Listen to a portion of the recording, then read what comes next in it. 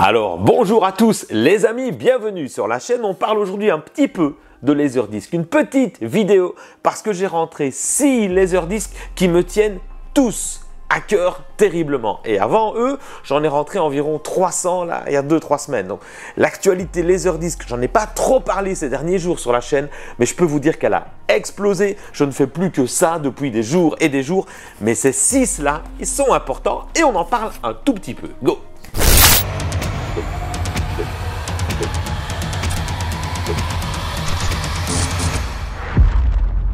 Et donc oui, c'est bien d'une espèce de vidéo unboxing qu'il s'agit, mais c'est surtout un prétexte pour vous parler de 6 films et vous montrer ces superbes pièces Laserdisc. Alors déjà, d'où est-ce que ça sort ces 6 Laserdisc?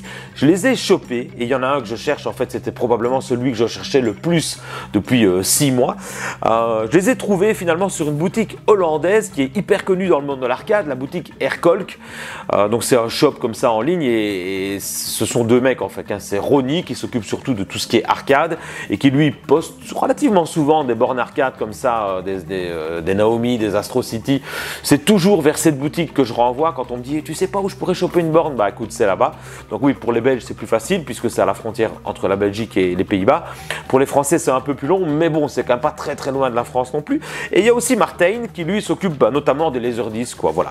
J'ai fait connaissance avec lui parce que j'ai vu une annonce sur eBay du film que je cherchais partout, c'est The Patriot avec Steven Seagal. C'est pas le plus connu, on va en parler après. Et bah voilà, j'ai trouvé ça sur eBay, j'ai eu un pop-up, waouh, enfin dispo.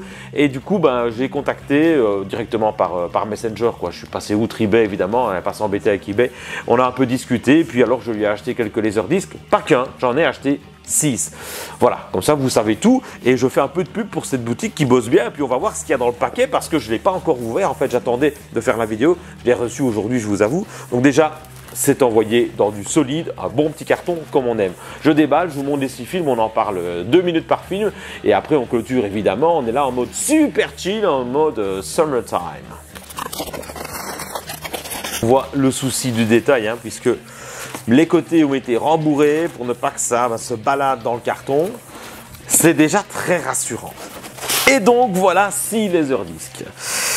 Je pense qu'il y a une petite surprise dedans, une espèce de mini Laserdisc là. Martin m'a dit ça évidemment, mais bon, on parlait anglais, néerlandais, donc peut-être que j'ai loupé une info, hein, mais je crois que je vois quelque chose. Je sais pas du tout ce que c'est par contre. Ah, et ben voilà, on commence par la surprise, ce que je ne sais pas. Donc, mais c'est extraordinaire. Voilà, bam, c'est génial, j'ai jamais vu ça. Donc c'est un mini Laserdisc.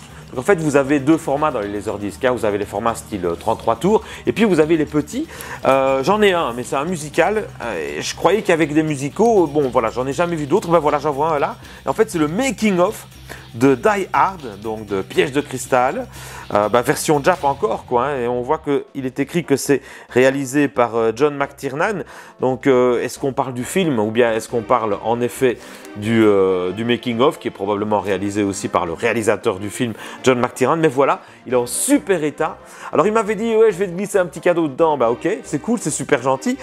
Mais je ne m'attendais pas à ça et je trouve ça topissime. Ben voilà, Die Hard, John McTiernan, super méga classique du film d'action des années 80. Et dans les films ici, on va surtout être dans les années 80, années 70 et un petit peu années 90 quand même. Mais principalement, c'est quand même la loi des années 80 qui va primer. Bon ben voilà, je découvre avec vous. Punaise, il est en super état le truc. Il y a le petit... la petite housse là qui va super bien, bon écoute c'est beau, c'est beau, je sais pas comment ça s'achète, je sais pas comment ça se vend, comment ça se vendait, mais voilà, exclusive behind the scenes footage, ouais, c'est vraiment les espèces de bonus qu'on peut retrouver dans les DVD hein, aujourd'hui, enfin qu'on a pu retrouver après le Laserdisc dans les DVD, et il est dans un état juste magnifique. Bon alors est-ce que ce sera en japonais ou en anglais? À mon avis ce sera en anglais sous-titré japonais, c'est souvent comme ça avec des Laserdisc NTSC japonais, puisque ici ce sont bien uniquement des Laserdisc japonais que j'ai acheté, puisque le film que je ciblais comme je vous l'ai dit c'était The Patriot, et lui n'est sorti que au Japon. On en parlera quand je vais tomber dessus. Mais ça c'est une surprise, donc je vous ai dit que je vous présenterai 6 films, ça c'est bonus, donc c'était pas prévu, mais voilà, donc c'est déjà une belle petite pioche, c'est cool. On va remballer ça proprement après. Très jolie pièce, je vous la montrerai peut-être un petit peu mieux. Ça déchire, ça déchire. Bon, allez, on entre dans le vif du sujet. Et voilà la raison pour laquelle je me suis attardé sur leur boutique. Donc je vous le disais, je cherche depuis très longtemps The Patriot avec Steven Seagal. On connaît Patriot avec Mel Gibson. Il y a un autre film, Les Patriotes, avec Gene Hackman, je crois. Donc Patriot, c'est un nom qui a été souvent utilisé dans le cinéma pour nommer les films. Mais il y en a un qui s'appelle The Patriot. Donc c'est sorti évidemment en Europe, c'est sorti aux États-Unis, mais en Laserdisc, il n'est sorti qu'au Japon. Il est sorti qu'au Japon et en fait le film, il s'appelle normalement Piège à haut risque, je pense. Donc il y a eu Piège à haute mer avec Erika Elenia qui sort du gâteau là, hein, avec Steven Seagal. Et puis il y a eu Piège à grande vitesse avec Steven Seagal. Et puis il y a eu Piège à haut risque. Je ne l'ai jamais vu, je vous avoue d'ailleurs. À ce moment-là, on est en 98, j'avais déjà décroché de Steven Seagal. C'est bon, ça commençait à tourner en rond, ça m'intéressait plus. Pourtant, j'ai été grand fan de Steven Seagal et de ses 6-7 premiers films. Là. Échec et mort, Désigné pour mourir, Justice sauvage, tous ces trucs-là, Piège à haute mer. Mais après, voilà, j'en ai eu un petit peu ras-le-bol. Mais The Patriot, je l'ai jamais vu. Et du coup, je vais le regarder. Alors, pourquoi je le cherche comme un fou? Parce qu'en fait, je vise à faire une espèce de mini-collection Steven Seagal, de rassembler tous ses films en laserdisc. Et en fait, je les avais tous, sauf celui-là.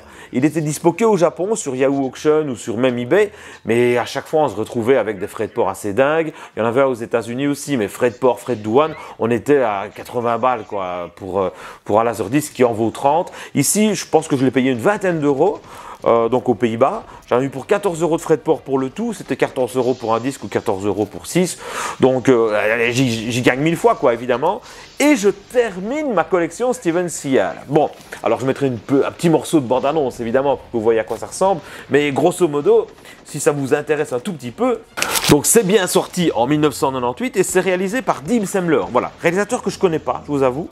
Donc je vais découvrir le film, on va voir ce que ça vaut, hein. Je suppose que ça ne doit pas voler super haut, mais qui sait, j'aurai peut-être un petit flash nostalgique en le regardant et voilà, on est beaucoup moins sévère évidemment 30 ans plus tard sur ce genre de film.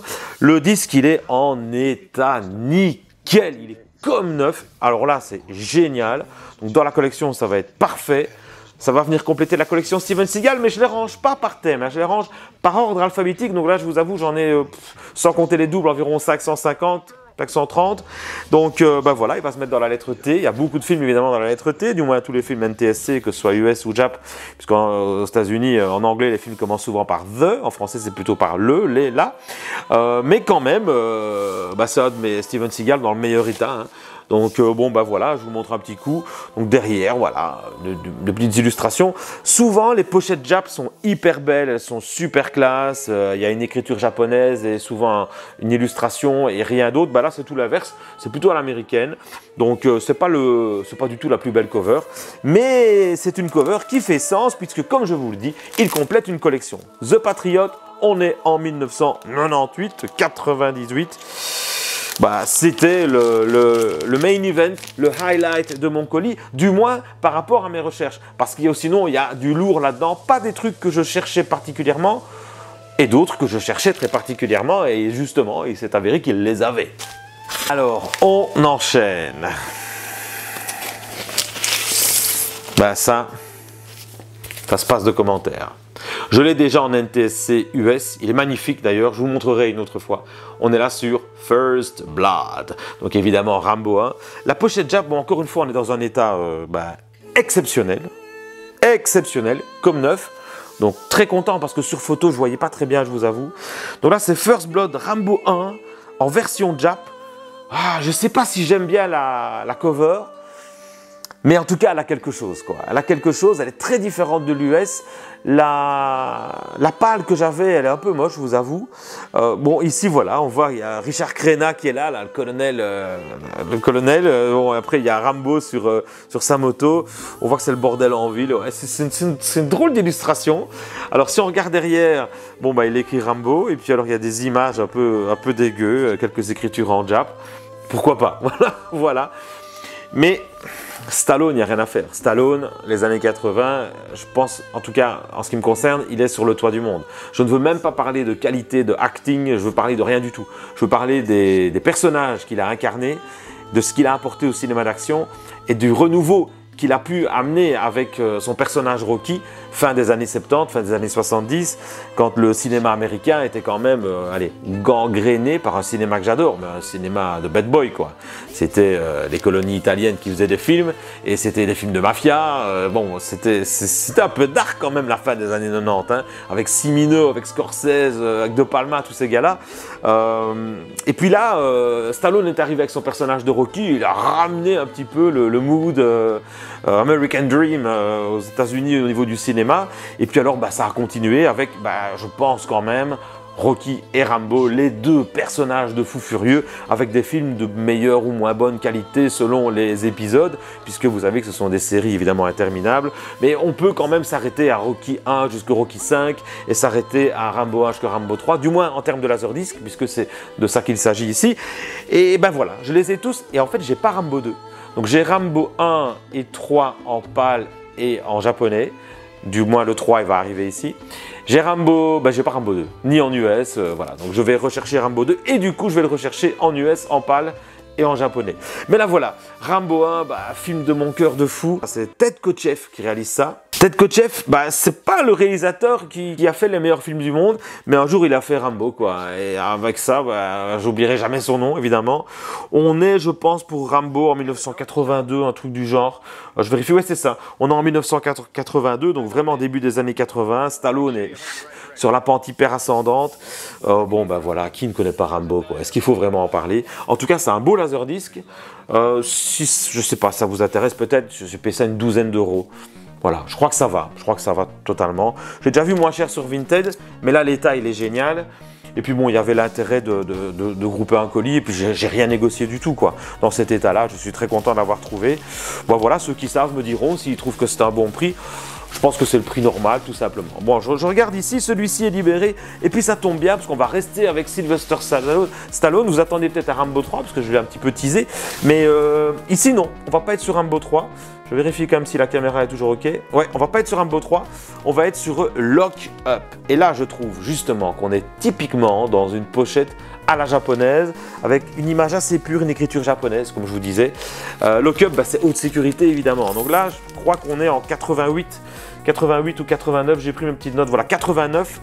Donc moi, 89, j'ai 10 ans. Ce film, je l'ai vu mot. Il est encore une fois dans un état neuf. J'en reviens pas de voir l'état de ces laserdiscs, c'est génial.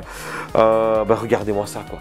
Donc, je sais pas si vous avez tous vu ce film, hein, mais perso j'adore complet. Donc c'est réalisé par John Flynn, et John Flynn, il a aussi réalisé par exemple Justice sauvage avec Steven Seagal. Vous voyez, finalement c'est une grande famille, tous ces films d'action un petit peu comme ça à la dure.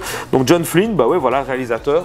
C'est un film que j'adore, ça, franchement, avec Donald Sutherland qui joue le rôle du gardien de prison, enfin du directeur de prison, complètement déjanté, en mode Adolf Hitler quasi, quoi. Et puis il y a le gentil Sylvester Stallone, on est dans le cinéma super manichéen évidemment, qui lui essaye de purger sa peine évidemment, comme il peut gentiment, mais on lui met des bâtons dans les roues. Si vous ne l'avez pas vu, regardez ce truc, quoi. Encore une fois, au 2e, 3e degré, mais c'est un vrai film d'action fin des années 80 avec un bon Stallone. C'est un de mes préférés de Stallone en fait, haute sécurité. Je l'avais ni en PAL, ni en US. Et là, je l'ai vu dans les laserdiscs disponibles chez Aircolk. Bon, j'ai pas résisté, je me suis dit wow, même chose, 12-13 euros. Je regrette pas une seconde, il est magnifique, ça va rentrer dans la collecte. Je vais essayer de me le regarder en laserdisc plutôt qu'en DVD ou quoi, pour le revoir, tout simplement parce que quand on mate un film sous le format laserdisc, au niveau du son, franchement, il n'y a rien à craindre, c'est plutôt bon, c'est toujours à jour aujourd'hui, quoi. Alors oui, c'est pas aussi bon que les dernières technologies, mais le son est quand même très bon. Mais par contre, l'image, elle est particulière, elle est un peu moche. On a un peu plus de 400p là au niveau de la définition. Et en fait, si on regarde ça sur le projecteur avec une toile, si j'ai la chance d'avoir un projecteur et une toile, eh bien on a une image toute granuleuse qui choque pas. certes qui est old school, qui est has-been, mais qui rappelle incroyablement le cinéma comme ça des années 90, quand on allait au cinéma du coin, et j'aime bien ce petit côté nostalgique du truc. Après, ce que j'aime surtout avec les laserdiscs, c'est l'objet, évidemment. Attendez, je ne vais pas non plus vous mentir, mais voilà, je vais essayer de me le mater sous ce format-là, ou en tout cas de le faire tourner à un moment donné où je trierai, je nettoierai, où je rangerai, où je réarrangerai un petit peu la salle. J'ai encore une centaine de laserdiscs à retrier, là, je vous parlerai de tout ça dans une autre vidéo. Donc ça va sûrement tourner, ça. Haute sécurité, ça fait très longtemps que je ne l'ai pas vu. Bah voilà, classique parmi les classiques, et tout bel état, il est vraiment très très beau. Ouais, ça passe. Ah, allez, on abandonne un petit peu Sylvester Stallone pour, je vais pas dire un autre gros bras des années 80, mais un autre mâle des années 80, purée, c'est Laserdisc. Les mecs, ils sont dans un état, mais c'est dingue. Est-ce que vous avez tous vu ça? Mr. Baseball, avec Tom Selleck. Ça, c'est une petite perle. Et d'ailleurs, je vais le montrer à mes enfants qui ont 9-10 ans. Je vais leur montrer, tiens, ce film, peut-être pas cette version-là, je vais leur montrer en français, quoi, à l'ancienne sur DVD. Je l'ai en DVD, ce truc, mais pas en laserdisc. Et je trouve ça génial de l'avoir en version japonaise, puisque pour ceux qui connaissent pas l'histoire, je vous spoil pas, donc c'est Tom Selleck qui est joueur de baseball dans un grand club, je ne sais plus le nom du club, peu importe, aux États-Unis. Et puis bon, il a un problème au genou, alors, rapido, il doit trouver un nouveau club, et il se retrouve au Japon. Et là, forcément, choc culturel, il est super déçu, on connaît le style de gag, et bon, il va aller s'emmerder au Japon, et puis finalement, il va trouver une forme d'intérêt quand même là-bas, vous imaginez le truc. Le film, il est excellent. Par contre, ça fait 30 ans que je ne l'ai pas vu. J'ai 45 ans, ouais, je devais avoir 15 ans la dernière fois, donc peut-être que je vais être déçu, mais je ne crois pas. Voilà. Et étant donné qu'il y a ce côté donc Japon, japonisant, il y avait aussi le même effet dans Lost in Translation de Sofia Coppola, où là aussi il y a Bill Murray qui est un acteur et qui se retrouve au Japon pour faire des pubs pour le whisky. Là. En fait, c'est le même mood, quoi. C'est le même mindset, sauf que là, on est avant, quoi. Je crois qu'on est en 92 avec Mr. Baseball. En tout cas, c'est réalisé par Fred Schepisi, que je ne connais pas. J'ai fait 2-3 recherches. Il n'a pas fait grand-chose aussi, il a fait d'autres films, mais des films que je ne connais pas et qui n'ont pas marqué les mémoires. Je pense que Mr. Baseball, c'est quand même son highlight, le highlight de sa filmographie. Et donc là, oui, c'est ça, c'est bien en 1992 que c'est sorti. Allez, regardez-moi ça si vous avez le temps. Moi, je me marre déjà, rien qu'à mater l'arrière et voir Tom Selleck et sa bête tête, là. Et Tom Selleck nous rappelle quand même que c'est un acteur vraiment agréable, quoi. Magnum, évidemment, pour ceux qui auraient la mémoire courte. Allez, on enchaîne. Allez, bon, alors on continue avec Rambo 3, je vous l'avais teasé. Donc Rambo 3, regardez, on est dans une pochette à la japonaise avec, comme je vous le disais, l'écriture Jap. Et puis alors cette illustration extraordinaire de John Rambo qui serre son bandeau rouge et qui est vu de dos. On voyait ça dans la bande-annonce à l'époque, je me souviens, je crois qu'on est en 89 ou en 88, pour moi 89. Pour Rambo 3, voilà, 88. On est en 88 et je voyais les pubs à la télé, les bandes annonces. Et alors on voyait comme ça Rambo qui serrait son bandeau avec son dos tout lacéré, il a plein de cicatrices. D'ailleurs il y a une anecdote parce que dans le film il y a une scène où on le voit de dos où il a plus de cicatrices, quoi. Ils ont oublié de les mettre, je sais pas ce qu'ils ont foutu. Enfin ça c'est pour la petite anecdote. Mais voilà, Rambo 3 quand c'est sorti c'était vraiment un grand moment. Voilà, j'avais une dizaine d'années et je peux vous dire qu'on tremblait, qu'on se réjouissait à mort de le voir. Alors moi j'ai été un peu déçu. C'est réalisé par Peter McDonald, ça, Rambo 3. Voilà, encore une fois, un réalisateur qui n'a pas fait 2000 films. Il y a quand même un film qu'il a fait avec Van Damme. Il a réalisé Légionnaire. Encore une fois, le petit monde, là, il y a Steven Seagal, Van Damme, c'est un petit peu toujours les mêmes qui ressortent. Et alors, il a aussi bossé sur le Grand Tournoi avec Jean-Claude Van Damme, que Jean-Claude Van Damme a réalisé par contre. Ouais, c'est lui qui l'a fait, le Grand Tournoi. Mais il avait comme assistant Peter McDonald, quoi. Bref, vous voyez, vous savez, des fois les acteurs réalisent, mais finalement, c'est plus les réalisateurs de l'ombre qui font le taf qu'autre chose. Enfin, je vous passe les détails. Mais là, on est sur Rambo 3. Donc, ça se passe en Afghanistan. On sort complètement de l'esprit Vietnam ou de l'esprit post-Vietnam pour Rambo 1. Donc, c'était plus moderne, si on veut. C'est assez particulier comme prise de position. Je ne l'ai pas super en tête. Je ne l'ai pas vu tant que ça, finalement. Maintenant, j'ai peut-être vu 5 fois. Mais ça doit faire 30 ans que je n'ai pas vu Rambo 3 quand même. Je suis complètement fan du 1. Je peux le regarder souvent. J'ai énormément d'affect pour le 2, mais en mode plus clip vidéo. Voilà, je pense que le film est quand même vachement moins bon. Et alors voilà, Rambo 3 par contre, c'est pas celui que j'ai préféré, mais quand même j'aimerais me refaire un avis maintenant mature à 45 ans sur Rambo 3. Peut-être qu'il y a un petit peu, il y a des meilleures choses que ce que j'avais retenu à capter dedans. Voilà, on verra, c'est ça. Donc Peter McDonald, super état. Je trouve que la cover est super belle. L'arrière c'est pas mal non plus. Voilà, ça fait le taf. Rambo the Third. Bon, ben on y est presque. Je pense qu'il m'en reste déjà plus qu'un. Donc je vous ai dit que ce ne sera pas une trop longue vidéo. Et regardez ce que je vous sors. Je vous ai sorti du Seagal, je vous ai sorti du Tom Selleck, je vous ai sorti du Stallone et puis je vous sors le Big Boss. Et le Big Boss, c'est qui? C'est Bruce Lee avec le film Big Boss. Et là c'est du lourd. J'ai pas un seul laserdisc de Bruce Lee. C'est mon premier. J'en ai pas un seul. Alors, format japonais, oui, c'est marrant pour l'Asie, mais attention, n'oubliez pas que Bruce Lee, c'est pas japonais, évidemment, hein, puisqu'il fait du kung-fu. C'est un art martial chinois, il est bien chinois. Bah voilà, Big Boss, après, c'est sympa de commencer par celui-là, puisque je vous dis, j'ai pas un seul autre Bruce Lee en laserdisc, parce que ça, c'est le premier film avec Bruce Lee dans un de ses personnages tellement charismatiques. Big Boss, on est en 71. Et puis il n'y a pas eu beaucoup de films avec Bruce Lee, hein, puisque le dernier c'était le Jeu de la mort en 78, et entre les deux il y en a eu 3 autres, quoi. Il y a eu un c'était Big Boss, et puis il y a eu La Fureur de vaincre, La Fureur du dragon, l'année après, hein, je crois 71, 72 les deux autres, et puis alors il y a eu Opération Dragon en 73, que j'adore. Opération Dragon d'ailleurs c'est toutes les bases de Bloodsport, quoi. Bloodsport avec Van Damme, que vous avez tous vu. Opération Dragon, en fait, quand on le regarde aujourd'hui, on se rend compte que Bloodsport, c'est juste une copie d'Opération Dragon, c'est assez fou.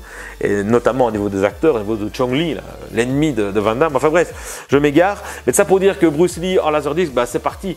Donc Bruce Lee, ça date, hein, ça date à mort. Donc en 71, quand les laserdiscs ont commencé à être vendus, c'était 20 ans plus tard.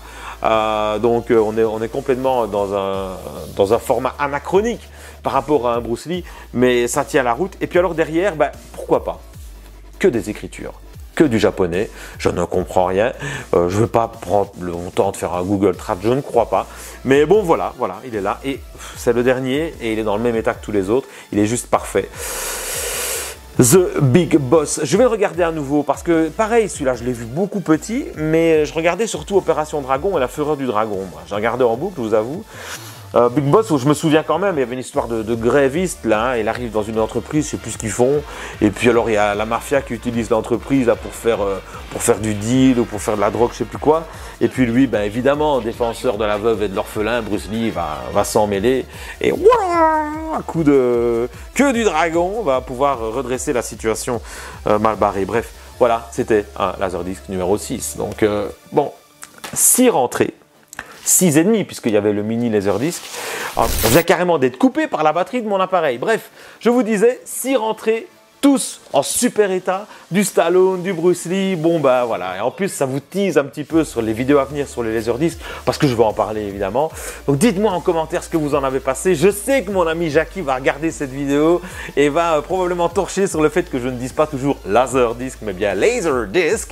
Et oui, ça fait partie des petites touches. Les amis, je vous l'ai déjà dit, je le répète, je vous souhaite l'été le meilleur du monde. Ici en Belgique, mais vous n'imaginez pas comme il fait pourri, il n'arrête pas de pleuvoir et pourtant, le bonheur est là où on le trouve, où on le cherche, où on veut le voir. Alors, je vous embrasse, à très bientôt, ciao!